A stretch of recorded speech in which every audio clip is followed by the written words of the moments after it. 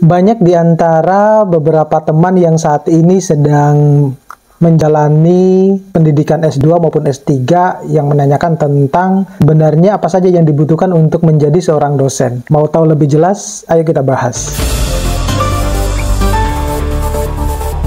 Assalamualaikum warahmatullahi wabarakatuh. Assalamualaikum warahmatullahi wabarakatuh.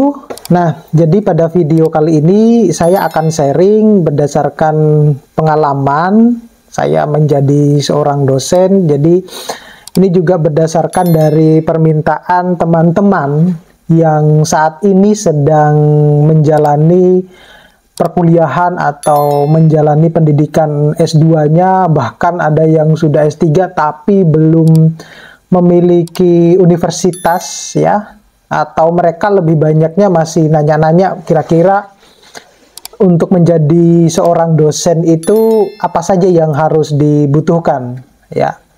Jadi pada dasarnya untuk menjadi seorang dosen itu, kalau kita kembali ke peraturan guru dan dosen, sebenarnya untuk menjadi seorang dosen itu minimal kita harus berpendidikan S2. Nah, jadi kalau kita sudah berpendidikan S2, maka sebenarnya kita itu sudah, kalau kita melamar ya, melamar ke universitas ya, melamar pekerjaan ke universitas untuk menjadi seorang dosen, maka secara aturan kita itu sudah memenuhi peraturan tersebut ya.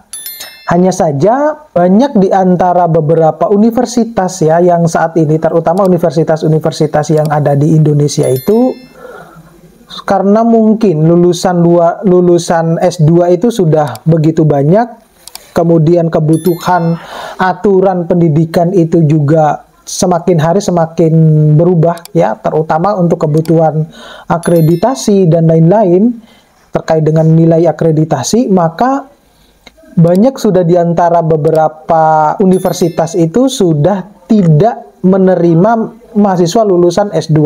Adapun kalau menerima itu tertulisnya sebagai asisten dosen ya. Jadi belum pure atau belum sempurna menjadi dosen. Jadi oleh karena itu banyak di antara mereka yang bertanya apakah sebaiknya lulus S3 dulu baru melamar. Jadi kalau ini nanti kita akan bahas pada video berikutnya ya. Tetapi hal yang perlu teman-teman ketahui bahwa untuk menjadi, ini berdasarkan persepsi saya ya, untuk menjadi dosen dengan lulusan S2 itu bagi saya masih kurang. Kenapa saya katakan demikian? Karena kembali lagi kepada setiap kali pergantian, misalnya menteri pendidikan lah, atau pergantian apapun itu, seringkali terjadi perubahan peraturan.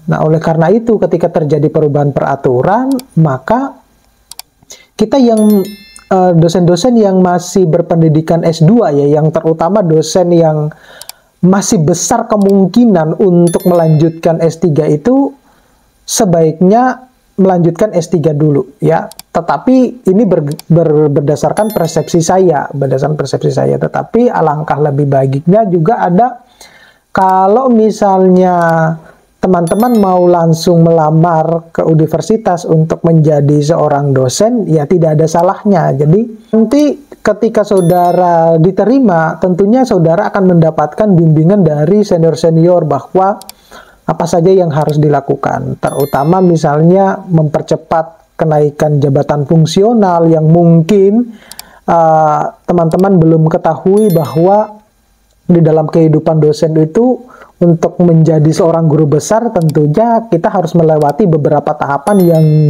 disebut dengan tahapan kenaikan kepangkatan atau jabatan fungsional. Mulai dari belum punya kepangkatan ya, artinya kita baru masuk, kemudian proses menjadi dosen, kemudian kemudian setiap 2 tahunnya kita harus mengajukan kenaikan kepangkatan. Dalam hal ini yaitu mulai dari asisten ahli, kemudian lektor kepala, bahkan sampai guru besar. Itu pun ada poin-poin yang harus kita kumpulkan. Jadi mungkin kalau teman-teman yang belum baru pertama kali mendengar ya istilah yang namanya Tridharma perguruan tinggi, ya mudah-mudahan di video ini bisa membantu sedikit informasi kepada teman-teman yang akan mungkin berkarir sebagai dosen. Karena kalau ditanya bahwa apakah yang semua S2 bisa menjadi dosen, ya bisa sebenarnya. Tergantung lagi kepada Anda passionnya di mana, ya gitu. Nah, kalau ditanya kenapa sih alasannya menjadi dosen, ya satu kalau saya yang paling terpenting itu adalah karena amal jariahnya. Kemudian yang kedua itu karena ilmunya up to date. Jadi kita sebagai dosen itu sebenarnya dituntut untuk terus belajar dan belajar, ya.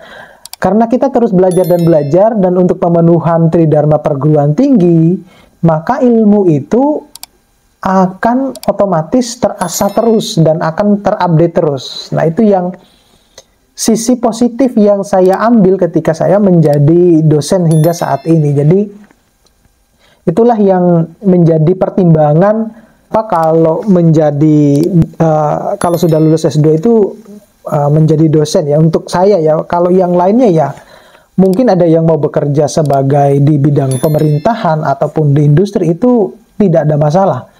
Nah gitu. Tapi ini saya membuat video ini karena sebagai bentuk sharing, mungkin untuk memperdalam teman-teman yang akan mau melamar sebagai dosen yang saat ini mungkin sudah mau lulus S2 atau bahkan yang sudah lulus S3. Nah, itu yang terpenting ya untuk bisa menjadi dosen. Jadi di kehidupan dosen itu mungkin kita akan bahas pada video yang lain ya. Bukan pada video ini. Jadi intinya apa yang dibutuhkan untuk menjadi dosen itu ya minimal saudara harus berpendidikan S2 dulu. Apakah S1 beda dengan S2 aja bisa menjadi dosen? Tetap bisa menjadi dosen, karena yang diambil adalah pendidikan terakhirnya. Oke, mudah-mudahan ini bisa membantu teman-teman. Sekali lagi, jangan lupa untuk subscribe, like, share, dan komen. Nanti kalau ada yang mau ditanyakan, teman-teman bisa komen langsung di kolom komentar atau bisa DM ke Instagram saya. Ya, terima kasih. Saya akhiri. Assalamualaikum warahmatullahi wabarakatuh.